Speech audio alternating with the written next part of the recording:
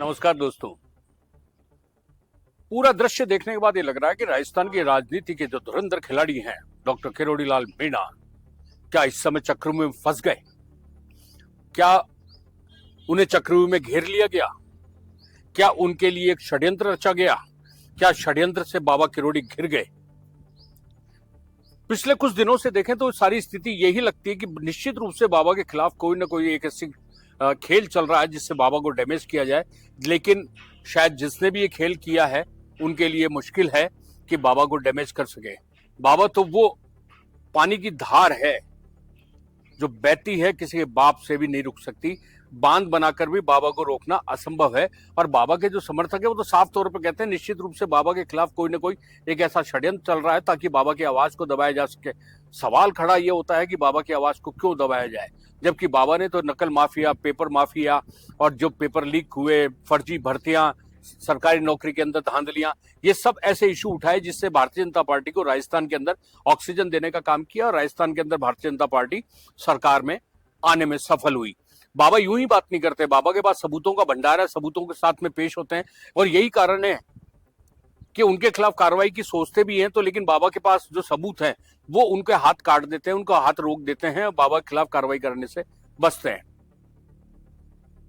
बाबा ने एक बार साफ तौर पे कहा कि उनके खिलाफ फोन टेपिंग चल रही है तो बाबा के खिलाफ पड़ गई भारतीय जनता पार्टी और सीधे तौर पर एक नोटिस टिका दिया कि लो पकड़ो, आपने अनुशासनहीनता की है। अब बाबा तो बाबा हैं, बाबा ने उठा के जवाब दिया, 3 दिन का समय का भी इंतजार नहीं किया और अगले दिन ही एक 5 पन्नों का लेटर लिखा और पूरा का पूरा एक एक चीज को क्लियर कर दिया। और उन्होंने कहा कि इसे अनुशासनहीनता भी नहीं कहते हैं। मुझे आश्चर्य है कि मुझे नोटिस भी दिया गया और ये कोई तकलीफ थी भारतीय जनता पार्टी के नेताओं को तो मुझे बुला के पूछ लेते, मैं क्लियर कर देता। ये तो निश्चित रूप से मेरा तो अपमान ही किया है उन्होंने। बाबा का ये कहना बहुत बड़ा मायने रखता है। आने वाले दिनों के अंदर इसका एक असर भी देखने को मिलेगा। बात यही होती उसके बाद में अभी हाल ही ताजा में बाबा को जो सरकारी बंगला अलॉट किया हुआ था अस्पताल रोड पर, वो बंगला भी बाबा का सरकार ने निरस्त कर दिया, सरकार भी भारतीय जनता पार्टी की।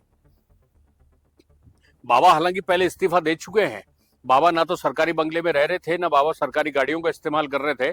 बाबा एक बार नहीं 2 बार बाबा ने अपना इस्तीफा भेजा, लेकिन भारतीय जनता पार्टी की सरकार अभी तक बाबा का इस्तीफा स्वीकार करने की जरूरत नहीं कर पा रही है, महसूस भी नहीं कर पा रही है कि आखिर इस मामले को कैसे सल्टा जाए।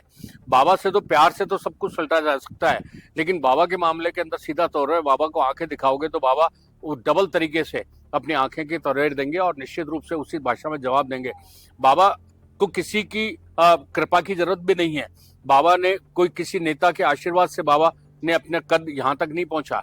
लोकसभा के अंदर अपने दम के ऊपर निर्दलीय जीतने की ताकत रखने वाले बाबा किरोड़ी लाल मीणा सांसद बने, उसके बाद में कितनी बार मंत्री बने, कितनी बार विधायक बने, कितनी बार लाठीचार्ज से घायल हुए, कितनी बार अस्पतालों में भर्ती हुए, लेकिन ना तो डिगे ना किसी से घबराए।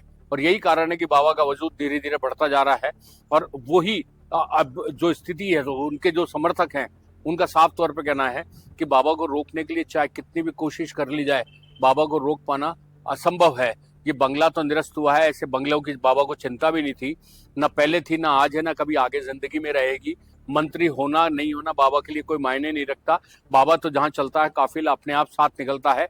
आने वाले दिनों में देखिए कि क्या होता है क्या नहीं होता, लेकिन जो भी होगा निश्चित रूप से राजस्थान की राजनीति के लिए बहुत ही असरदार होगा।